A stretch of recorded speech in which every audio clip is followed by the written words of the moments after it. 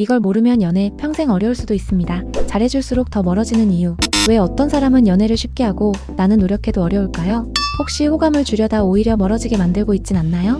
심리학적으로 증명된 5가지 법칙을 알면 연애가 달라집니다. 지금부터 시작합니다. 1. 단순 노출 효과. 자주 보면 호감이 생긴다.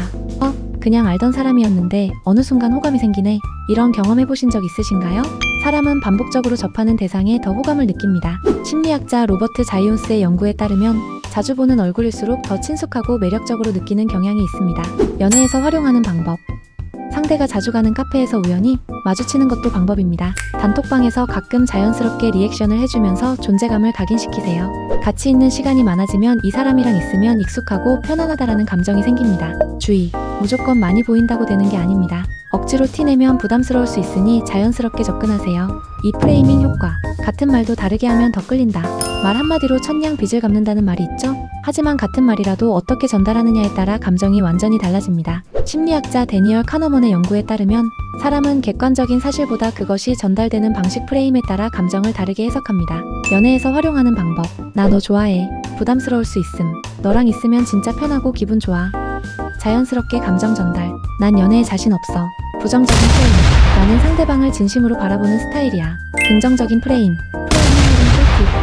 호감을 표현할 땐 직접적인 고백보다 감정 중심으로 표현하세요. 좋아한다보다는 너랑 있으면 즐겁다라는 말이 더 부담 없이 다가옵니다. 3. 스카르시티 효과. 너무 쉽게 주면 가치가 떨어진다. 너무 친절하고 헌신적으로 대해줬는데 왜 부담스러워할까? 잘해주면 좋아할 줄 알았는데 오히려 감정이 식은 것 같다면 이건 심리학적으로도 설명됩니다. 사람은 쉽게 얻을 수 없는 것에 더 가치를 느낍니다. 연애에서 활용하는 방법. 상대의 연락에 무조건 즉각적으로 답장하지 마세요. 가끔 바쁜 모습을 보여주는 것이 중요합니다. 당신만의 시간이 있다는 걸 보여주세요. 그러면 상대방은 더 궁금해집니다. 대화 도중 먼저 끝내는 습관을 들이세요. 예를 들면 우리 다음에 또 얘기하자. 이야기 너무 재밌었는데 나 가봐야 해. 주의! 이걸 너무 과하게 하면 오히려 밀당처럼 보일 수 있습니다. 중요한 건 자연스럽게 적당한 거리 두기입니다. 4. 페이그말리온 효과. 기대하면 진짜 그렇게 된다. 넌 정말 다정한 사람이야. 이런 말을 들으면 왠지 더 다정한 사람이 되고 싶지 않나요? 하버드 심리학자 로버트 로젠탈의 연구에 따르면 사람은 주변 사람들이 자신에게 거는 기대를 무의식적으로 따르려는 경향이 있습니다. 연애에서 활용하는 방법. 상대가 원하는 모습을 자연스럽게 칭찬하세요. 너는 정말 배려심이 깊어. 상대방이 더 배려하려고 노력함. 너랑 있으면 항상 기분이 좋아. 상대방이 더 기분 좋게 해주려 함. 넌 진짜 재밌는 사람이야. 라고 말하면 상대도 더 유머러스한 모습을 보이려고 합니다. 주의! 너는 원래 성격이 차가워. 같은 말을 하면 상대는 스스로를 차갑다고 인식하게 됩니다. 그러니 긍정적인 기대를 심어주는 것이 중요합니다. 5. 베버의 법칙. 작은 변화에 더 반응한다. 친구가 헤어스타일을 살짝 바꿨는데 칭찬해줬더니 엄청 좋아하더라고요. 작은 차이일 뿐인데도 칭찬을 들으면 기분이 좋아지는 이유?